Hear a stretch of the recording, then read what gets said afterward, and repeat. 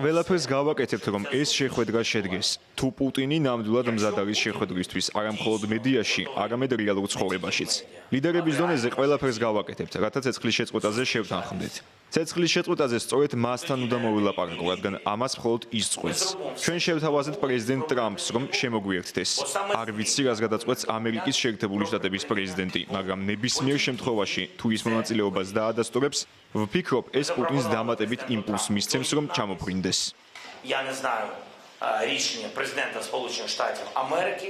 როგორც ზოგი ექსპერტი მიიჩნევს, რუსეთის პრეზიდენტმა მოსალოდნელზე მეტი მიიღო, როდესაც უკრაინა პირდაპირ მოლაპარაკებებში მონაწილეობის მისაღებად მიიწვია. მათი აზრით, ვლადიმირ პუტინი რთული დილემის წინაშეა. იგი ვოლოდიმირ ზელენსკის უკრაინის ლეგიტიმურ ლიდერად არ მიიჩნევს და ამიტომ გლობალურ ასპარეზზე მის გვერდით გამოჩენა რუსეთის მოსახლეობის თვალში შესაძლოა სისუსტედ იქნა სახქმული. იმის დაკონკრეტებაზე თუ ვინ გეგმავს ხუთშაბათს სამშვიდობო მოლაპარაკებებზე ჩასვლას, უარი განაცხადა კრემლის პრესსპიკერმა დიმიტრი პესკოვმა. პრეზიდენტმა პუტინმა საკუთარ განცხადებაში ნათლად და მკაფიოდ ჩამოაყალიბა ჩვენი პოზიცია სტამბოლში ყოველგვარი წინა პირობების გარეშე პირდაპირი მოლაპარაკებების განახლების შესახებ. იმ მოლაპარაკებების, რომელიც უკრაინულმა მხარემ 2022 წელს შეწყვიტა. ამ მიდგომას, რომელიც უკრაინის კრიზისის დიპლომატიურ გადაწყვეტას, კონფლიქტის ძირეული მიზეზების აღმოფხვრას და ხანგრძლივი მშვიდობის დამყარებას ისახავს მიზნად.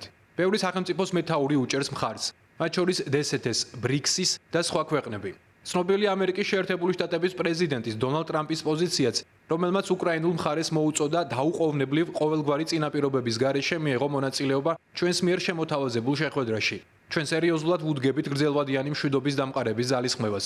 ულტიმატუმების ენაზე საუბარი რუსეთისთვის მიუღებელია. რუსეთთან ასე საუბარი არ შეიძლება.